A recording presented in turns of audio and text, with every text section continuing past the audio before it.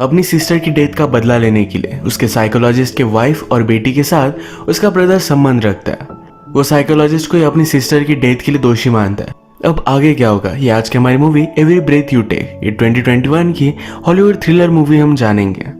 अगर आपको वीडियो अच्छा लगता है तो प्लीज इसे लाइक और कमेंट जरूर कर दीजिएगा। अब बिना किसी देरी के एक्सप्लेनेशन स्टार्ट करते हैं। मूवी स्टार्ट होती है और हम देखते हैं ग्रेस अपने बेटे के साथ घर पर जा रही थी। अचानक से एक गाड़ी ने इन्हें टकरा दिया। इस एक्सीडेंट में उसके बेटे की डेथ हो गई थी। अब मूवी में थोड़ा टाइम गुजर चुका है पर फिर भी ग्रेस अपनी बेटी की डेथ को भुला नहीं पाई है। उसके हस्बैंड का नाम है फिलिप, जो एक साइकोलॉजिस्ट है। वो भी अब तक अपने बेटे की डेथ के बाद ग्रेस के साथ अच्छे से बात नहीं करता। एक्चुअल में ग्रेस उसकी सेकंड वाइफ है। उसकी फर्स्ट वाइफ से उसे एक बेटी है जिसका नाम है लूसी। लूसी को अभी अभी अपने ओल्ड स्कूल से निकाल दिया गया था क्योंकि उसने स्कूल में नशे किए थे। फिलिप उस पर बहुत गुस्सा था पर ग्रेस लूसी को बचा लेती है। इनकी फैमिली में आजकल एक दूसरे से कुछ भी बात नहीं करते।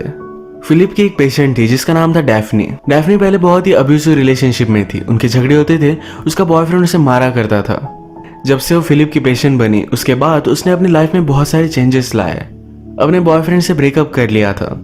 उसकी लाइफ अब फिर से ट्रैक पर आ रही थी और इसका पूरा क्रेडिट वो फिलिप को देती है। फिलिप आजकल बहुत ही डिस्टिंक्ट रहता है तो ग्रेस उससे बात करती है। कहती है हम कहीं वैकेशन पर चल सकते हैं। अपनी रिलेशनशिप को वो फिर से सुधारना चाहती थी पर फिलिप का इस बात पर कुछ भी ध्यान नहीं था। ग्रेस भी गुस्से में यहाँ से चली गई। फिलिप की एक कॉन्फ्रेंस थी जहां पर अपनी पेशेंट डैफ्नी के बारे में वो बात कर रहा था। वो कहता है कि जब वो मेरी पेशेंट बनी तो मुझसे वो कुछ भी बात नहीं करती थी पर मैंने फिर अपनी लाइफ के बारे में उसे बहुत सारी चीजें बताना स्टार्ट कर दिया। ऐसी पर्सनल चीज है जो मैं मेरी वाइफ को भी नहीं बता सकता। इसके बाद उसे लगा कि हम दोनों कनेक्ट हो सकते हैं। इस वजह से उसने अपनी सारी तकलीफ मुझे बताना स्टार्ट कर दिया। इस वजह से उसकी रिकवरी बहुत ही फास्ट हुई। 3 मंथ्स में ही उसने अपनी लाइफ चेंज कर दिया। अपनी लाइफ के बारे में अब वो एक बुक भी लिख रही है। इस कॉन्फ्रेंस में फिलिप की फ्रेंड और बॉस वेनेसा भी थी। वेनेसा फिलिप से कहती है तुमने ये जो नई टेक्निक यूज की ये शायद गलत भी हो सकती है। तुम्हें इसे लेकर केयरफुल रहना चाहिए। यहाँ से घर आते वक्त फिलिप को डैफ्नी का कॉल आया। वो बहुत डिस्टर्ब थी क्योंकि उसके फ्रेंड की डेथ हो चुकी है। फिलिप को पता था कि डैफ्नी को सुसाइडल थॉट्स आते। उसने कहा कल आकर मुझसे बात करना।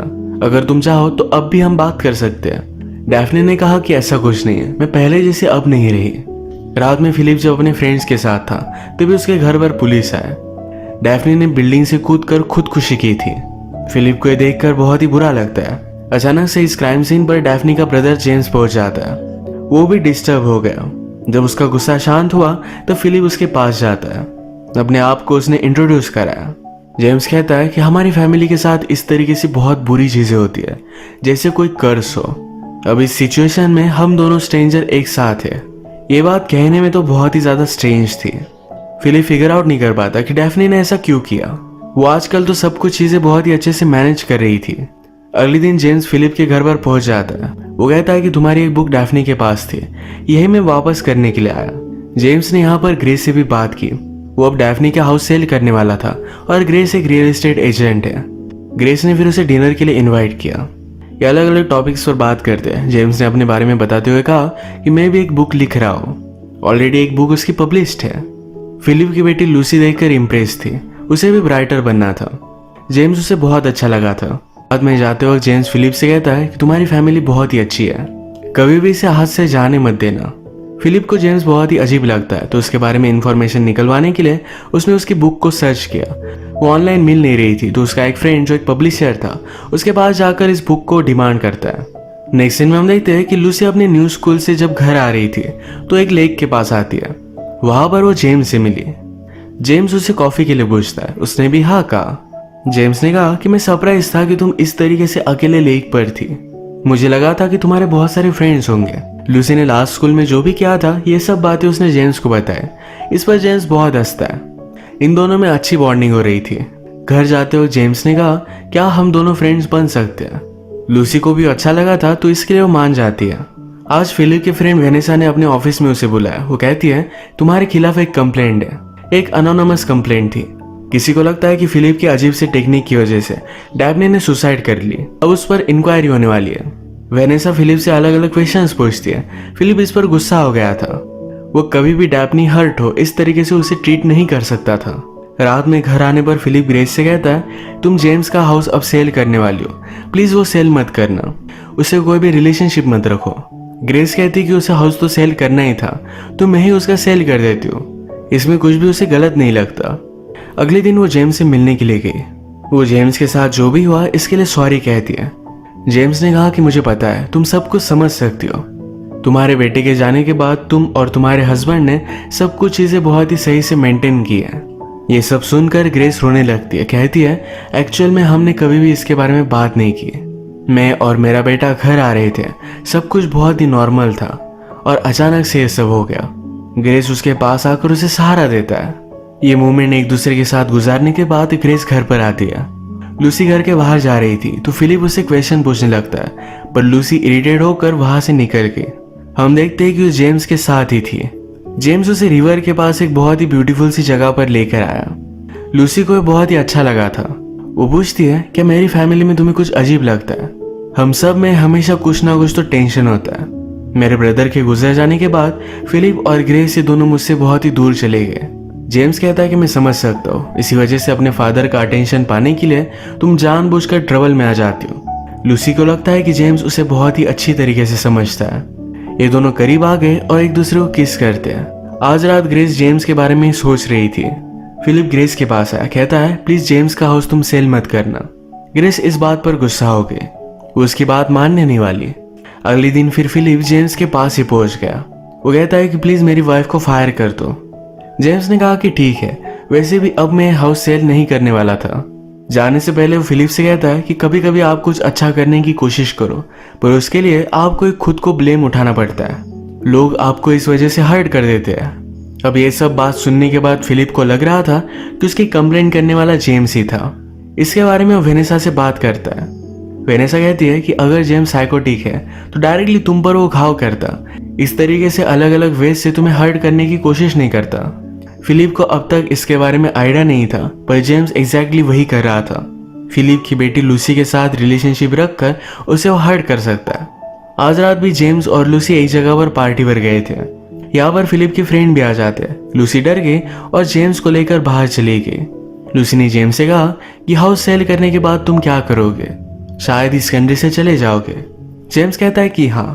लूसी ने कहा प्लीज मुझे भी तुम्हारे साथ लेकर चलो। जेम्स थोड़ा सा सोचकर इस पर हाँ कहता है। नेक्स्ट सीन में हम देखते हैं कि फिलिप ने रियलाइज किया था कि ग्रेस उससे गुस्सा है। वो उससे कहता है कि जिस वैकेशन के बारे में तुम बात कर रही थी वहां पर हम चल सकते हैं। ग्रेस उसे कहती है कि इस तरीके से कभी भी तुम्हारा अच्छा मूड हो, तुम उससे सही से बात कर रहे हो, ये सब चीजें नहीं चलेगी। फिलिप को ग्रेस को हमेशा अच्छी तरीके से ट्रीट करना पड़ेगा। ग्रेस को लगता है कि सिर्फ जेम्स ही उसे समझ पाता है, तो अगले दिन उसके पास वो चली गई।